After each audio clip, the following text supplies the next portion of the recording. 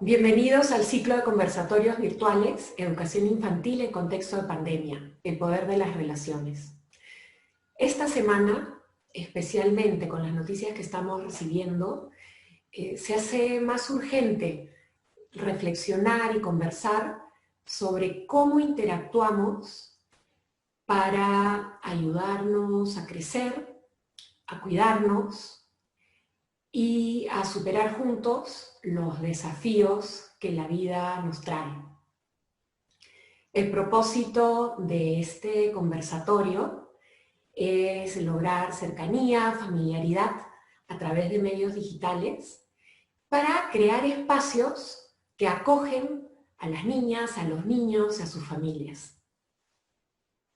Hemos invitado a Mariana Santisteban, a Jimena Payet, a Liliana Galván, para responder hoy dos preguntas y ayudarnos a seguir pensando en nuestro trabajo como educadores que está cambiando, ¿no? Cambia todos los días, cambia todas las semanas. Y la primera pregunta es, ¿qué hemos aprendido sobre cómo los niños se relacionan con sus compañeros a través de las pantallas? Quiero comenzar primero a agradecer esta oportunidad de poder llegar a ustedes a través de la pantalla, justamente. Y quiero reflexionar para empezar sobre algo que estamos observando diariamente, que es la atención que le brindamos a la curva de contagio. Estamos permanentemente atentos a cómo va la curva en nuestra ciudad, en nuestro país, en el mundo. Y esa curva de contagio es literal, o sea, es tangible, ¿no? Es una aproximación a la realidad. Pero lo que a veces dejamos de observar es cómo va la curva emocional. ¿Qué es lo que está pasando con nosotros, en nuestras familias, en nuestro contexto cercano y en general? Cómo a veces hay una sincronía de emociones en la población en la medida en que esto va avanzando y se va extendiendo, ¿no?, en la población. Entonces, hay una lectura a veces invisible en la que cuando conversamos con unos y con otros a veces nos damos cuenta que por algún motivo, razón, hay grupos que hay semanas específicas en que tenemos mucha dificultad para dormir, o semanas específicas en las que estamos soñando con gran intensidad y recordamos nuestros sueños. Entonces, todo eso nos hace ver que realmente hay algo que está pasando colectivamente y que tiene que ver también con las acciones que se van dando en el país, en el momento en el que, por ejemplo, se terminó la cuarentena, ¿no? Y la gente empezó a salir a las calles, pues definitivamente eso nos generaba bastante como cierta inseguridad, cierta inquietud. Era un cambio que parecía nuevamente, ¿no? Entonces, hay una frase de Heráclito que a mí me inspira mucho que dice: nadie puede bañarse dos veces en el mismo río. Es como que ese río está cambiando permanentemente y vivimos como una especie de montaña rusa, en donde a veces estamos arriba, a veces estamos muy abajo, y estamos abajo cuando nos enfrentamos cotidianamente a algo desconocido, como lo que acaba de pasar en el país, ¿no?, que desestabiliza nacionalmente y es una experiencia desconocida, no ha pasado anteriormente en la historia política del país. Entonces, de pronto sentimos, ¿no?, ese enfrentamiento a lo desconocido, pero ya no es un enfrentamiento a lo desconocido una cada 3 meses o unas cuantas veces al año, es cotidiano. Entonces esto nos desestabiliza y hace que en nuestros encuentros a veces no sabemos con quién nos estamos encontrando, porque cada vez que nos volvemos a encontrar somos diferentes, estamos en un contexto distinto. Entonces el arte de contextualizar hoy en día se hace un poco más difícil, ¿no? Porque tenemos que llevar el pulso, el latido de esta curva emocional colectiva que pasa a veces por curvas de miedo, miedo que van a la parálisis, miedo que llega a veces al pánico, o curvas de resiliencia. Hay personas muy resilientes que incluso he podido ver que se han sentido bastante vulnerables en estos momentos cuando han sentido mucha carga sobre sus hombros.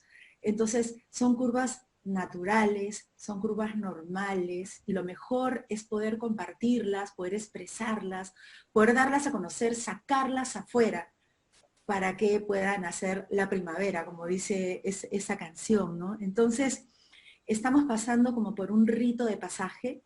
Hay un concepto de un antropólogo francés, de Genep, que te habla del rito de pasaje, ¿no? Como cuando tú estás pasando a una situación nueva, hay un rito de separación, hay algo que dejas para que luego pases a un rito de transición, cosas nuevas, rutinas nuevas que comienzas a hacer, que deberían de convertirse en rituales, para luego reincorporarte, ¿no? Hablamos de la nueva normalidad, que en realidad todos los días esto se construye y se deconstruye, y estamos volviéndolo a armar de una manera diferente. Entonces, todo esto reta mucho nuestra capacidad para ser empáticos en la pantalla, para poder llegar al otro, para poder conectarnos con esa sensibilidad humana que siempre nos ha caracterizado, y que ahora solamente tenemos la imagen, lo que vemos, y la palabra, y a veces la palabra no tiene cuerpo, a veces la palabra tiene de repente,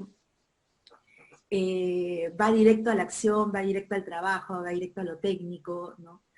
Entonces, ¿cómo darle cuerpo a esa palabra? ¿Cómo darle alma a esa palabra para poder llegar de manera empática?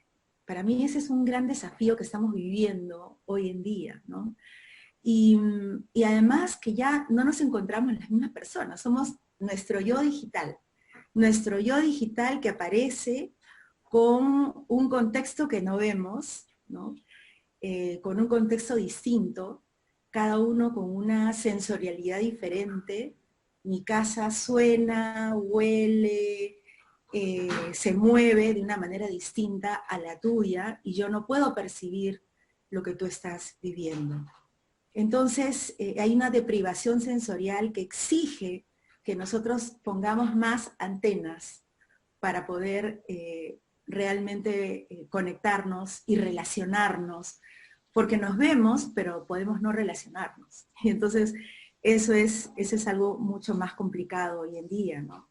Entonces, si nos vamos a la escuela, hay algo que es muy importante, que es el tema de la investigación, ¿no? Antes investigábamos la realidad de manera directa. Nos encontrábamos con la realidad, los estudiantes, los niños, las niñas, iban y tocaban, en cierto modo, la realidad.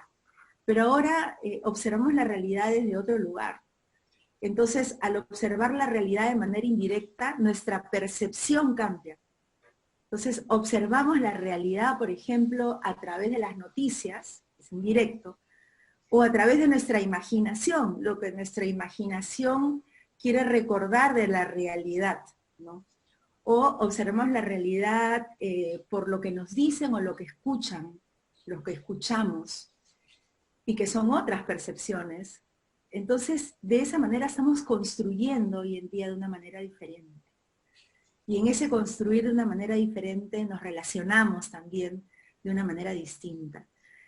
Entonces, estamos hablando de que construimos sobre la base de lo temporal, sobre la base de lo efímero, sobre la base de aquello que va a seguir cambiando ahora muy rápidamente.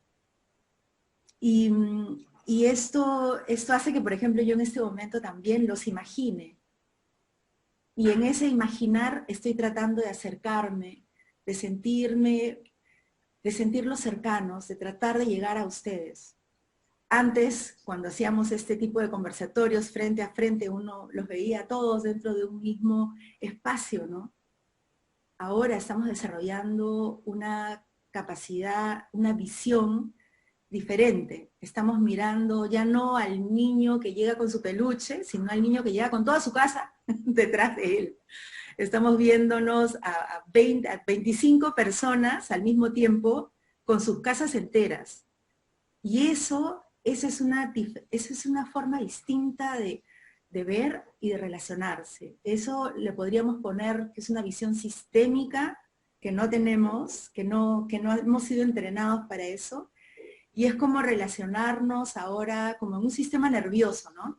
Donde hay un corazón que está irrigando hacia diferentes puntos del organismo. Algo así creo que cada uno se convierte en ese corazón que irriga el sistema cada vez que le toca hablar, cada vez que le toca participar, cada vez que le toca circular, ¿no? Cómo circulamos esa sangre colectiva cada vez que entramos en pantalla sin congelarnos, sin terminar paralizándonos o respondiendo simplemente reactivamente a los estímulos que van apareciendo. Cómo entramos a la casa del otro, a ese mundo interno, a través de la pantalla. Entonces voy quedándome con estas ideas como para poder comenzar y pensar en cómo llegar a ese invisible cotidiano. Ese es el gran desafío, el poder llegar y conectar en los primeros minutos cada vez que nos encontramos, cómo estamos, en dónde estamos, qué queremos compartir, para así ir humanizando y sensibilizando nuestra pantalla. Esa es la parte que nos toca, creo, como catalizadores, como las personas que tenemos que aflojarnos para poder llegar y encontrarnos los unos a los otros.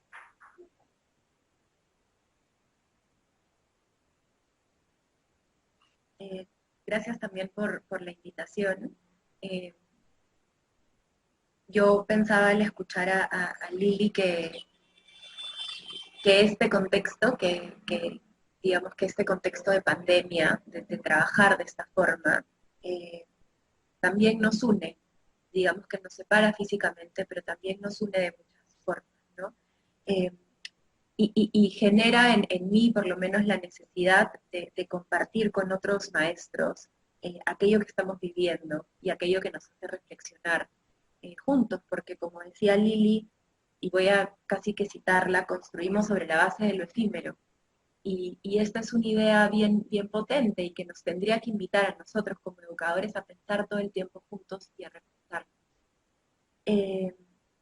Entonces estamos todo el tiempo nosotros rediseñando como maestros, rediseñando en función de un mundo que cambia a cada segundo y donde, como decía Lili también, miramos la curva de contagios, pero cuánto nos hacemos cargo de la curva relacional. Y eso me hace pensar en cómo se vincula esta curva relacional y nuestras relaciones y nuestro yo digital con el currículo, ¿no? Con aquello de lo que nos tenemos que hacer cargo nosotros como educadores. Partiendo de la idea que somos seres sociales, necesitamos enfocarnos muchísimo este año sobre cómo encontrar la real pertinencia del currículo, realmente entender el rol del colegio en su máxima magnitud, plenitud, en donde realmente nos hacemos cargo de esta idea del ser humano como un ser íntegro y social. Entonces, cuando pensamos en qué hemos aprendido sobre cómo los niños se relacionan a través de las pantallas, creo que uno es la idea de que lo que hemos aprendido está, pero tenemos que seguir aprendiendo, definitivamente. Porque además, conforme pasa el tiempo y esta curva relacional cambia, nosotros como maestros tenemos que cambiar nuestras estrategias y preguntarnos qué estamos enseñando, para qué y a través de qué experiencias. Entonces, no es solo el qué, sino el cómo. Y pensar qué es lo más importante este año y qué nos está enseñando a nosotros como maestros y como humanidad.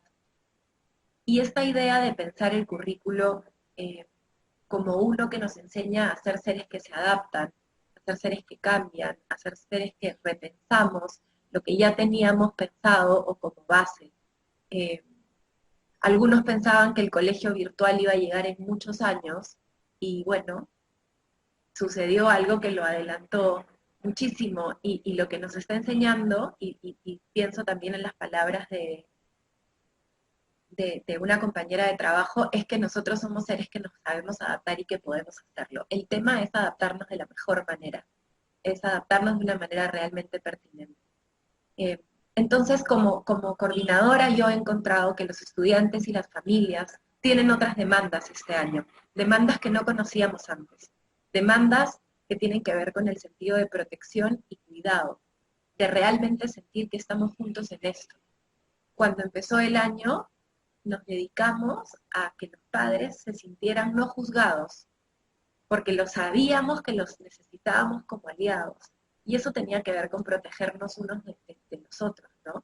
Que ninguno, digamos, ningún miembro de la comunidad educativa se sintiera juzgado o sintiera que no estaba haciendo un buen rol, sino por todo el contrario, decir, bueno, nos hacemos cargo de las relaciones y te decimos a ti, papá, que sabemos que estás en una situación sumamente compleja, o a ti, mamá, que lo estás haciendo bien y que además vamos a prestarte algunas estrategias.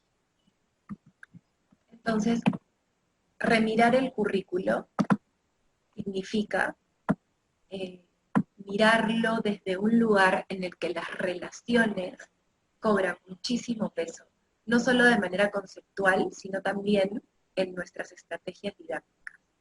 Un reto que tenemos en la escuela y que es un reto que quisiera compartir con otros educadores es esta capacidad de buscar espacios que se asemejen un poco a la cotidianidad. Y parece ser un reto, digamos que es complejo porque ya tenemos muchísima cotidianidad. La cotidianidad que está a nuestras espaldas, la cotidianidad de nuestros hijos dando vueltas, la cotidianidad de una casa que no para y sin embargo un estudiante que tiene que conectarse. Pero ¿cuál es, digamos, el rol del currículo en este momento? Es devolver a través de la escucha del maestro y de esta escucha activa de lo que sucede con el estudiante, más allá de lo que ve en la pantalla, incorporar esa cotidianidad en las relaciones. Por ejemplo, yo quería compartir con ustedes algo que ha sucedido en sexto B y que la maestra ha decidido, digamos, por iniciativa propia, porque le parece interesantísimo, porque le llama la atención, que es que cómo los chicos se han estado conectando a través del chat del aula virtual. Y que en realidad para nosotros era una estrategia, digamos, de comunicación que al principio de la educación virtual era, digamos, para resolver problemas técnicos. ¿Dónde está el link de Zoom? ¿Cómo me conecto? No encuentro dónde ponerla, digamos, entregable. Pero Antonio, de pronto, un día pregunta si tiene que ir vestido de manera formal a una presentación. Y eso empieza a generar en los chicos como ganas de, digamos, un diálogo que ya no sea de manera presencial, pero que es un diálogo que se da de manera escrita, ¿no? Entonces, la maestra le repregunta, ¿no? Buena pregunta para todo el grupo, Antonio, ¿qué piensan ustedes? Y de pronto Miranda le responde, bueno, es algo un poco formal, pero estamos en Zoom, así que creo que mientras no estés en pijama, normal. Y de pronto empiezan a llegar a ciertas conclusiones sobre cómo estar vestido, ¿no? Esa es una pregunta cotidiana, pero que además los chicos ya entendían, digamos, cuál era la forma de vestimenta para una presentación en el colegio, pero ahora se la vuelven a preguntar a través de Zoom. Otro ejemplo es este en el que Antonio, nuevamente promotor de este chat, les dice buenos días a todos, buenos días. Y Antonio les dice, no puede ser, digo buenos días y nadie responde, como Naleya, que sí es considerada, Naleya es la maestra. Entonces ya los chicos empiezan a contestar buenos días, buenos días, buenos días, y él va sentando las bases para una cultura, digamos, que podría ser considerada como una cultura a través de la pantalla, ¿no? Y al final pone buenos días a todos, el salón, a todo el cole, a todo el Perú, a todo el mundo. Entonces, de alguna manera él trata como de contagiar, de mantener las relaciones a través de las pantallas, más allá de que no se puedan ver y que no se puedan saludar. Hubo otro día en el que se siguen saludando, que Antonio nuevamente vuelve a decir, buenos días a todos y que disfruten este día tan bueno y emocionante para trabajar. ¿No? Hay otro día que les pone, es un día emocionante para estudiar. Entonces, cada vez los chicos se van conectando más y van respondiendo más. Y la maestra empieza a tener un rol en el que ya ella sale y son los mismos chicos en los que van saludándose todos los días, que finalmente son rituales y que los rituales nos hacen sentir seres sociales. Digamos, los rituales son los que nos hacen a nosotros sapiens y esta capacidad de imaginarnos como un colectivo y de trascender. Este es otro ejemplo, ¿no? Mariano no puede ingresar al Zoom, Antonio nuevamente responde. Además, si ven en los tiempos, Mariano pregunta a las 9:11, a las 9:30 Antonio le está respondiendo. Y es un chat en el que si no estás metido en el aula virtual, no, digamos, no tienes acceso, ¿no? No es que te llegue una notificación al teléfono, por ejemplo. Y finalmente Mariano le dice, gracias Antonio, eres muy buen amigo. Estrategias como las que hemos visto que incorporan los mismos estudiantes con las herramientas colaborativas, con un chat que podía ser utilizado solo de manera técnica, ellos la utilizan para relacionarse, para sentirse como un colectivo. Y eso me hace pensar en que las fronteras de nuestros propios roles se han transformado como maestros, como estudiantes, incluso la frontera de lo que abarca un currículo. Usamos el teléfono, ahora vemos las casas de otros, llamamos a familias de nuestros propios teléfonos, cosa que no hacíamos antes. Una cotidianidad que sale de nuestro control y que nos invita a nosotros a pensar como educadores, entonces, ¿qué priorizamos? ¿Cuáles son las preguntas que queremos responder con los estudiantes? No solamente sobre cómo se sienten, sino sobre las problemáticas que vivimos ahora y que realmente abarcan mucho tiempo y mucho espacio de nuestra mente y que nos tenemos que hacer cargo. En ese sentido, necesitamos pensar en estrategias como maestros que nos permitan romper con estructuras ya conocidas para poder entrar. Antes el buenos días se daba cara a cara, ahora, como les he contado, es a través de un chat. Yo quería, recogiendo lo que Liliana nos ha compartido de esta idea del arte de contextualizar en un momento en que las cosas cambian y con esto cambiamos nosotros, y además pensando en algo que Jimena ha mencionado de cómo vamos rediseñando estos modos de vincularnos, quería que pensemos juntos en aquellos encuentros en donde los maestros queremos acoger la diversidad y la naturalidad de los niños y niñas, ¿no? Dentro de esas estrategias didácticas que hemos mencionado también. Entonces nos preguntamos qué priorizamos, ¿no? Cómo rompemos con esas estructuras que ya venían tomando una forma cuando estábamos de modo presencial. Yo quería compartir más bien algunos ejemplos en donde los maestros seguimos buscando lo que cada niño trae, lo que cuentan, lo que nos muestran de su casa, sus objetos, sus gustos, sus disgustos, y cómo eso se va incorporando en lo que investigamos y hacemos juntos. Este es un documento de un grupo de niños de pre-kinder, en donde dentro de una investigación de cómo cuidarse, cómo se están cuidando ellos, cómo están colaborando en casa para que las cosas funcionen y sean armónicos, ¿no? Esos primeros meses de convivencia en cuarentena, los niños empiezan a hablar de cómo ellos se visten solos y dentro de ahora de esta preparación de vestirse, cuando ya semanas después pueden salir, incorporen esta idea de ponerse el tapaboca, la mascarilla. Entonces, los chicos van corriendo, se desaparecen de las pantallas y vemos que traen las mascarillas a la clase virtual, digamos, y que se la empiezan a poner unos frente a otros. Entonces aparece esta idea de que hay un modo de ponerse, pero los demás niños empiezan a compartir sus propios modos, en donde Joaquín comenta que él no sabe ponérsela solo.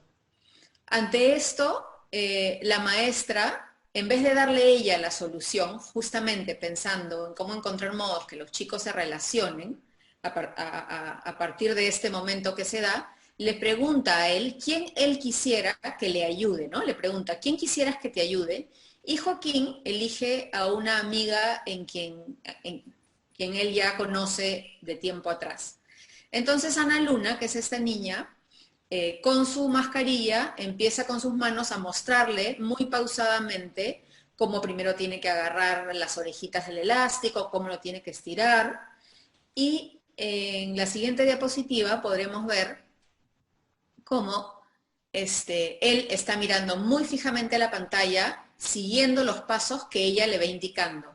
Él inclusive, como un modo de autoafirmar su proceso y reconocer su propio esfuerzo, dice que él es muy bueno en esto, ¿no? Cuando ve cómo él lo está tratando. Entonces vemos que se ponen estrategias compartidas que ensayan unos mirándose a otros, ¿no? La maestra ha puesto una situación, cogiendo una dificultad que un niño trae y vamos viendo cómo se va desarrollando todo este proceso de compartir. Ana Luna entonces observa nuevamente a Joaquín y se da cuenta que él todavía no lo está logrando y entonces le presta otra manera, le dice, acá tengo otra manera más fácil, ¿no? Y le empieza a dar las pautas y lo vuelve a hacer ello, a lo que él igualmente intenta. Lo vemos entonces a él que trata de hacer suya esta estrategia de Ana Luna y los demás amigos los están mirando a ellos dos, están viendo esta relación de colaboración. En la siguiente diapositiva podemos ver cómo más bien Morgana, que estaba atenta a este proceso y que se da cuenta que Joaquín todavía no lo logra del todo, también quiere ella contribuir y prestarle su modo de ponerse el tapabocas. Entonces, igual, continuamos, los chicos se escuchan, se nota que hay una colaboración de todo el grupo, también en los que aguardan muy pacientemente sin distraer a los que están viendo, a lo que están viendo que va sucediendo. Joaquín se pone la mascarilla y lo vemos a través de la pantalla correr por su habitación con mucha alegría. La maestra entonces convoca la atención de todos y les pregunta qué cosa quieren decirle a él por este acontecimiento. Entonces Ana Luna, tomando los materiales que tiene a disposición, propone ella hacer un dibujo y nos lo explica. Acá está Joaquín con un corazoncito y acá está su nombre y el sol. Es un dibujo para Joaquín. Si podemos observar con detenimiento el retrato que ella hace de su amigo, vemos que tiene una forma rectangular cerca a su cabeza que representa justamente la mascarilla. Entonces, la maestra le pregunta, quiere conocer qué la ha motivado, y ella explica que lo hace porque quiere felicitarlo. Morgana, que ha estado muy involucrada en esto, voltea donde su mamá, que está a su lado, y le pregunta si es que ella también le puede regalar un dibujo a Joaquín cuando volvamos al colegio. Pensamos las maestras después que Morgana está consciente de cómo estos hechos que están teniendo juntos, estas experiencias de colaboración, de poder apoyarse unos a otros, cómo esto para ella claramente es un hito que los va a acompañar en conformarse como grupo, ¿no? Ella confía en que se van a ver y confía en que en ese momento esto también va a seguir siendo importante. Cuando los maestros elegimos en qué se van a enfocar nuestros encuentros, es muy bonito pensar cómo podemos tener un plan, pero estamos abiertos a esto espontáneo que surge justamente del encuentro del cotidiano que ya hemos venido discutiendo esta mañana, ¿no? Nos gusta mucho preguntarle a los chicos qué les interesa, qué preguntas tienen, y nosotros se lo preguntamos así de concreto, o sea, hacemos estas preguntas abiertamente. Y en todo caso, cuando nosotros tenemos alguna idea de un concepto que es interesante estudiar, junto con ellos hacemos como un mapa de los saberes previos para ver dónde es interesante profundizar, ¿no? Quiero compartir ahora un siguiente ejemplo. Este es un grupo de tercer grado de primaria y lo hemos elegido porque nos muestra cómo el buscar algo que es cercano al entorno de la vida de los chicos es un modo para que ellos trabajen motivados por acercarse y llevar a cabo un estudio complejo de una situación, ¿no? Estos temas controversiales, de interés de nuestra coyuntura, es muy importante hablarlo con ellos, ¿no? Son tan ciudadanos como nosotros y tienen preocupaciones y opiniones que es importante escuchar y darles espacios. Estos chicos entonces estaban investigando cómo se pueden ir reconociendo más allá de la virtualidad. Y estaban en un proceso de construir el concepto de convivencia a partir de estudiar las relaciones en este entorno. Entonces, ellos hablan de cómo la relación con los amigos no ha cambiado, sin embargo, identifican que son amigos de las mismas personas, pero que lo que ha cambiado es la distancia. A la misma vez, en esta investigación, vemos aquí cómo ellos se dan cuenta que la idea de convivencia también incluye una convivencia en el mundo más global, en donde aparecen personas que no conoces, como vemos en este cuadro que ellos construyen, personas malas, inclusive, personas que son conocidas, personas a quienes quieres y personas a quienes amas. Entonces, este tablero de convivencia, como ellos lo llaman, es un esquema que ellos hacen en la pantalla digital, en donde podemos ver cómo las ideas en conjunto toman una forma visual, pero a la misma vez ellos viven juntos un proceso para decidir los colores, para hacer las categorías, para nombrar estas categorías. Inclusive, si podemos leer abajo el diálogo, Mati le pregunta a Tarek de qué color es la barra, de qué color es la barra de alguien que no conoces. Y Tarek le presta la idea que debería ser negra. Entonces Mati le pide a Sofía si ella puede pintarla. Vemos cómo se organizan en las ideas y se organizan en las acciones, ¿no? Y en eso se van construyendo las relaciones entre ellos. En la siguiente etapa de esta investigación, ellos se dan cuenta que hay diferencias entre estar separados y hablar mucho. Se dan cuenta que pueden jugar también a través de la tecnología, pero que hay juegos y cosas que no pueden hacer y que las extrañan. Esteban nos dice, hay una diferente forma de cómo tú y tus amigos son amigos, ¿no? Ellos siempre valoran esta idea de que continúan siendo amigos, pero es la forma la que ha cambiado. Y entonces se les propone cómo diseñar algún sistema tecnológico que les permita comunicarse con mayor amplitud y sin limitaciones, que es a lo que ellos hacen referencia. Entonces vamos a ver a continuación dos ejemplos de cómo trabajan inicialmente individualmente. Ellos van diseñando estas distintas partes en su casa con objetos reciclados. Podemos volver un ratito al anterior.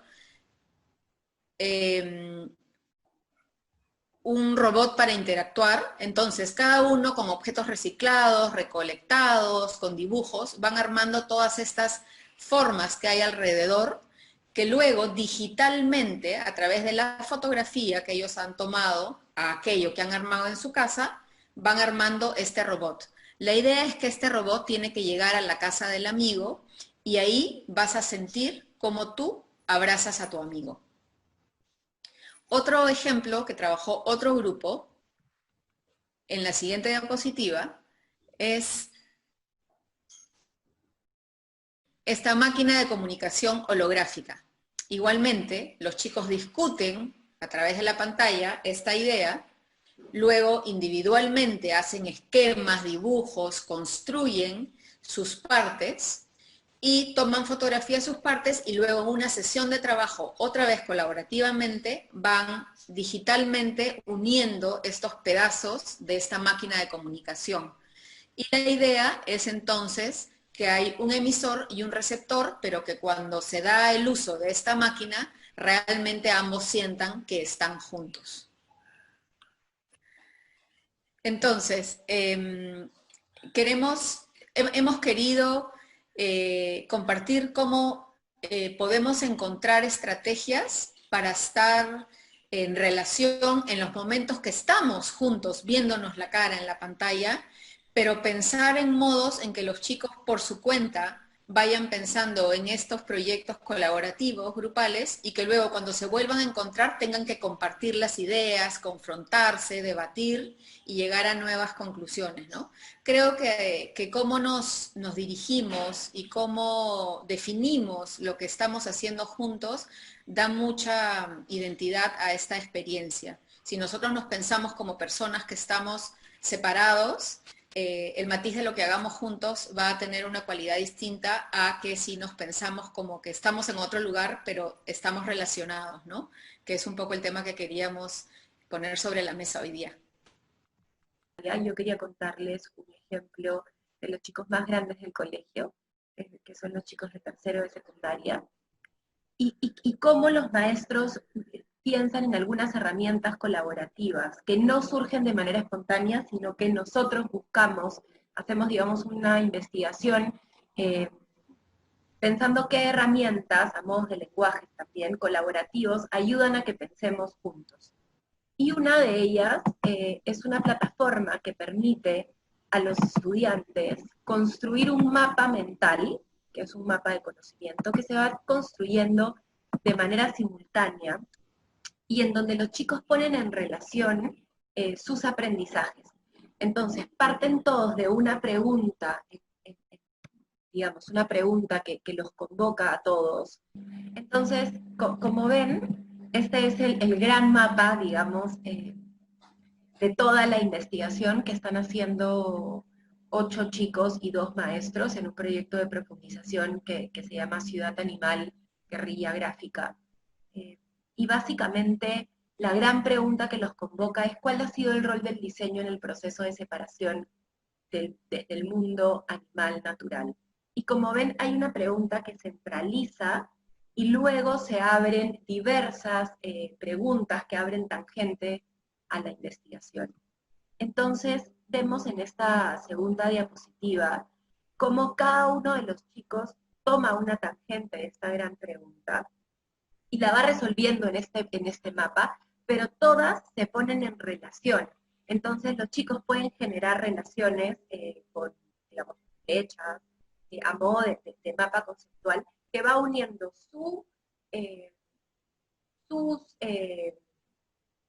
sus encuentros, sus hallazgos, aquello que va entendiendo y sus conclusiones, y las pone en relación con las conclusiones del otro. Esta, por ejemplo, es una línea de investigación de uno de los chicos, de cómo nosotros como seres humanos hemos tomado la imagen de los animales al servicio de nuestras propias ideas. Y esta idea se pone en relación con la idea de los otros chicos. Entonces, este tipo de herramientas colaborativas permiten que nuestro trabajo socioconstructivista y esta idea de la importancia del otro todavía se sostenga. Como ven, la forma que toma el pensar juntos cambia a lo largo de los años y tiene que complejizarse. Esta herramienta no sería pertinente para un grupo de chicos de inicial. En cada grado va tomando otra forma. Entonces, es nuestro rol como maestro encontrar estas herramientas colaborativas pertinentes también por edad. Muchas gracias, Jimena, Lili, Mariana. Ver y ser testigo de esta documentación es realmente conmovedor. Jimena, tú al principio nos decías cómo el currículo es tomado por los maestros con flexibilidad, con sensibilidad, y lo vemos realmente en la documentación. O sea, los maestros están logrando que las experiencias actuales que están viviendo los niños, que la cotidianidad de casa, que el cuidado que necesitamos tener unos con otros en este momento, realmente se vuelva la carne, el material de estudio y de discusión. Ahora, para tener esa flexibilidad, para mostrar esa sensibilidad, para realmente volcarnos al otro, a nuestros alumnos, a sus familias, y realmente poder poner el foco en la relación entre las personas y lo que ellos están viviendo en este momento.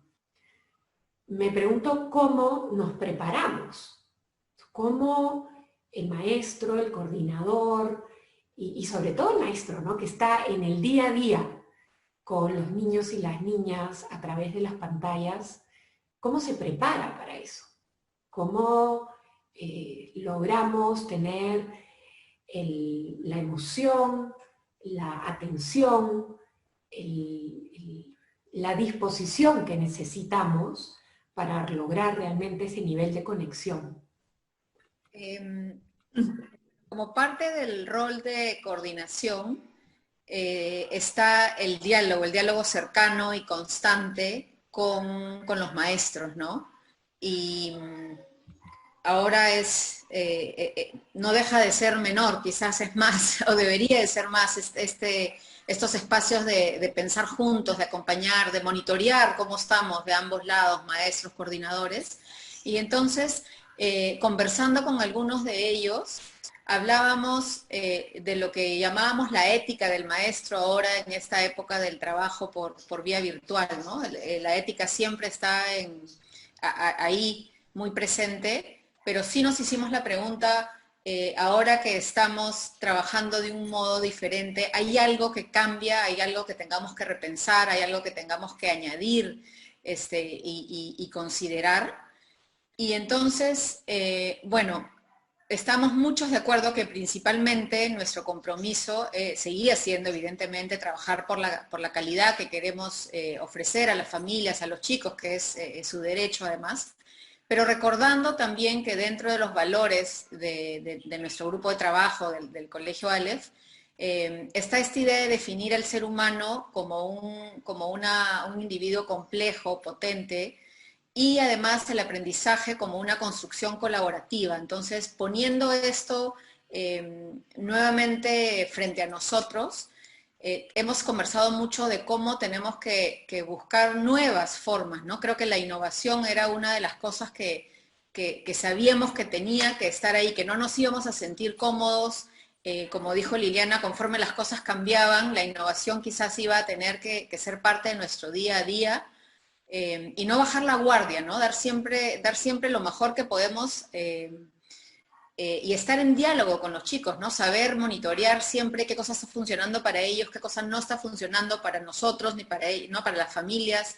Entonces creo que todo esto nos llevó a reconocer que en cuanto a la preparación, que siempre es importante, ahora teníamos que incluir estas preguntas del cómo estás, cómo están las cosas en tu casa, y que eso era parte de lo que tenía que suceder cuando nos veíamos, ¿no? Yo quiero compartir ahora algunos testimonios de maestras y maestros con quienes hemos compartido, y voy a comentar algunas cosas con respecto a eso, ¿no? Débora es una maestra de segundo grado y ella nos propone estar muy atentos a la autenticidad del encuentro y de quiénes son las personas que conforman el grupo, ¿no? Ella menciona en otra parte del diálogo que ella se toma tiempo prolongado para pensar entre sesiones, ¿no? Cómo el horario ahora se extiende, que no lo pone como un problema, simplemente como una reflexión, como el pensar en estos cortos tiempos de ver a sus estudiantes no acaba ahí, sino que continúa, porque piensa mucho en las cosas que han discutido y en cómo hilar eso con el foco de la siguiente vez que se reúnan, de lo que ella les va a proponer. Lorena, por otro lado, es maestra de cuarto grado y ella menciona de cómo ella busca afinar su sensibilidad para lograr una escucha activa, una escucha muy cercana al grupo, ¿no? Un componente importante para ella es la calidez. Ella es consciente además que ahora todos estamos entrando a una dimensión íntima en el espacio del otro, que es como hemos estado hablando con Liliana y Jimena más temprano, y cómo esto es parte crucial en el encuentro de colaboración entre todos. Algunas preguntas que a ella le sirven para prepararse, digamos, es cómo disfrutamos de estar juntos. Ella lo tiene eso como un termómetro, ¿no? ¿Qué les ayuda a los chicos y a ella misma a sentirse cerca y así lograr que cada encuentro siga siendo algo que construya comunidad. Bruno es maestro de 5º grado. Bruno nos cuenta que él medita cada mañana 30 minutos antes del encuentro con sus estudiantes. Y eso lo hace como un modo de lograr esta conexión que él busca, ¿no? Él nos comenta además sobre la circularidad de los hechos como una estrategia para conectar a los chicos, ¿no? Que es lo mismo que nos mencionaba Débora en realidad. Y que esto demanda que su foco esté en que ojalá todos los chicos participen y él intenta hilar las ideas de uno con las de otro, los aportes individuales, digamos, para consolidar los aprendizajes del grupo e inclusive lo que sucede un día con lo que sucede otro día en otra reunión. Por otro lado, Naleya es maestra de 6º grado. Ella resalta mucho en los diálogos que tenemos a los estudiantes como los principales actores de esta experiencia de aprendizaje. Y al prepararse para trabajar, ella más bien tiene esta imagen muy potente de los chicos y de su grupo. Sabe que son muchachos que tienen un gran interés por esta coyuntura, que se preocupan, que se cuestionan y que tienen opiniones que quieren compartir y verbalizar, ¿no? Con el grupo, con el país, con quien sea necesario, ¿no? Entonces, esta concepción de quién es el estudiante como individuo la lleva a ella a estar constantemente actualizada en los temas para luego profundizarlos con su grupo.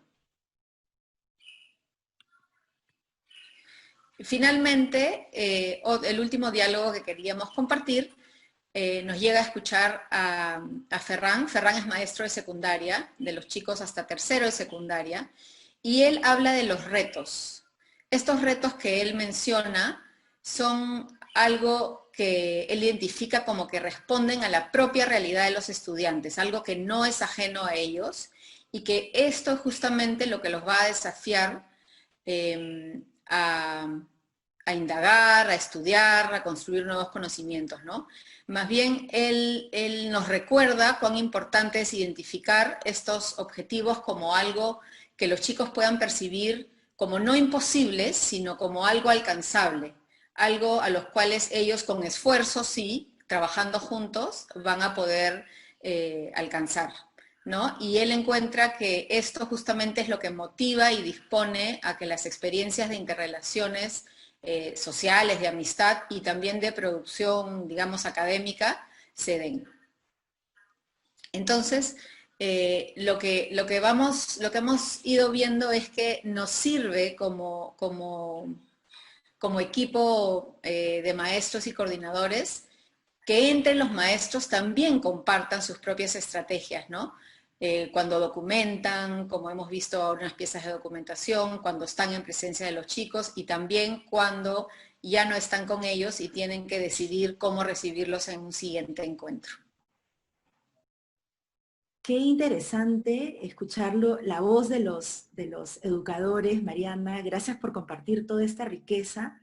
Realmente es muy poderoso ver cómo los docentes comienzan a intercambiar, ¿no? Y a ganar los unos a los otros. Yo quisiera más bien ahora centrarme más allá de la voz que los relaciona. Quiero ahora más bien hablar de la voz del docente consigo mismo. O sea, qué importante que es, sumando a todo esto que se ha mencionado hoy, es que cada docente, que cada profesor, profesora escuche su propia voz en su cotidianidad, ¿no?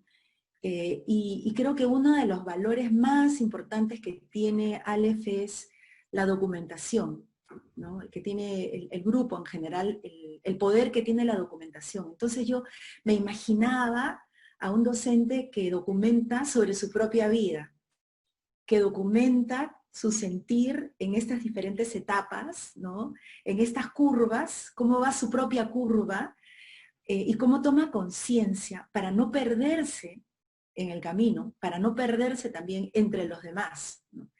Para poder seguir hilando, como dice Bruno, no sé, para seguir hilando entre entre lo que sucede con los otros y lo que sucede conmigo mismo. Se me viene la palabra de ir escribiendo tu diario, ¿no? Ir documentando en un diario a través de imágenes, de textos, de palabras. Ustedes lo saben hacer súper bien. Y, por ejemplo, me llevo yo la experiencia de un niño que se llama Bosco, que es de España, y que él se le ocurrió escribir el diario, un diario, él se llama El diario de un niño en tiempos del COVID, que está en Instagram, y lo pueden ver. Y él ha ido documentando sus emociones y su curva emocional y relacional cada día de la cuarentena en España, ¿no? Y luego hizo un crowdfunding, incluso ha sacado un libro ya, o creo que más de uno, y lo ha publicado. Más allá de eso, lo importante es cómo tomamos conciencia de eso para poder enriquecer de esa manera esa visión sistémica que es la que creo a la que estamos apuntando, esa visión relacional, para poder establecer una relación entre lo que uno crea y el otro crea, y se pueda co-crear. Yo creo que tenemos que tener el corazón muy abierto.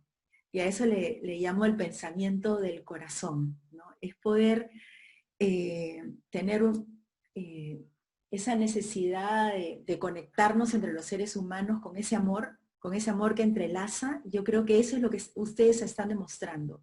Ver ese robot entrelazado, ver esos miros, o miro como le llaman, ver esos trabajos colectivos, yo creo que es un acto de amor en estos momentos de composición de ser humano. Son momentos históricos que ustedes están documentando.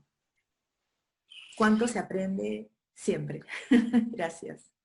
Lili, lo que dices me ha hecho recordar, tengo esta idea de cómo al principio yo personalmente al menos sentía que me daba nervios la pantalla, no era que había miedo, pero era como, ya, ¿y ahora cómo hacemos? Nosotros estamos muy acostumbrados a trabajar juntos alrededor de una mesa, ni siquiera en escritorios aislados, ¿no? Y me acordaba ahorita cuando has mencionado el amor que estuve conversando con otra persona y del colegio, y me cuenta cómo en una sesión de juego, estos son niños de 5 o 6 años que se reúnen a tener un momento de patio, así se llaman, ¿no? Nos hemos dado cuenta que también necesitan momentos espontáneos en donde hay un adulto y hacen lo que los chicos proponen. Y a veces traen muñecos, a veces juegan Yankenpo, a veces juegan escondidas, a veces hacen origami, hacen lo que los chicos deciden hacer. Pero este día un niño trae un muñeco, ¿no? Aparece con su muñeco y muy espontáneamente otro le dice, ¿me lo prestas? Y conversando con Mirela, que los acompañaba, hablábamos como, claro, en un momento el adulto dice, uy, ¿y ahora qué va a pasar? ¿No?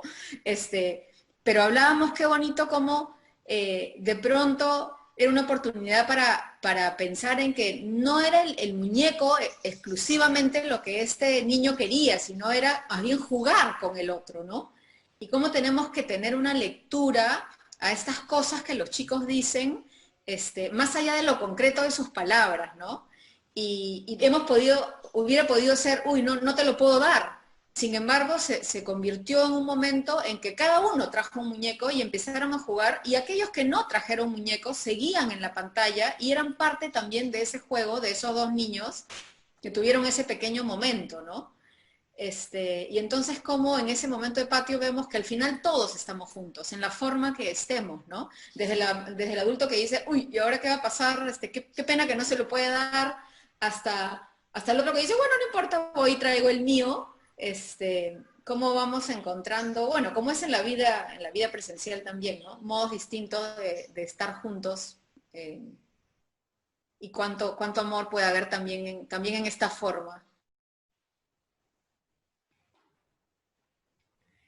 Quisiera agradecerles así tanto a nombre mío, y yo creo que de todas las personas que nos están escuchando, porque nos han permitido entrar al universo de sus casas, de sus ideas, de su trabajo, y a partir de ahí poder escuchar las voces de los niños, las voces de los maestros. Realmente para mí la experiencia fue de desconectarme por completo del mundo exterior y gracias a sus palabras conectarme realmente con el corazón de lo que es la educación. Y les agradezco muchísimo porque creo que en este momento parte de los desafíos que tenemos es vivir mirando hacia afuera, la crisis que estamos todavía sobrellevando, pero que no nos involucra por completo, ¿me entiendes? También necesitamos mirar con claridad, con ojos frescos, con el corazón abierto, con la mente abierta a nuestros alumnos, a sus familias y conectarnos con el trabajo también. Entonces creo que esta conversación nos recuerda que incluso en épocas de mucha adversidad, la educación es un ámbito maravilloso de nuestra vida y que al centro de esa educación está el ser humano, ¿no? Y cómo las personas podemos conectarnos unos con otros, con nuestra curiosidad, con nuestras dificultades y también con toda esta creatividad que es lo que nos caracteriza como ser humanos y que nos lleva a ser resilientes y salir adelante y progresar incluso en situaciones difíciles, ¿no? Así que muchísimas gracias, Mariana, Lili, Jimena. Gracias a ustedes. Gracias a todos. A todas. Gracias.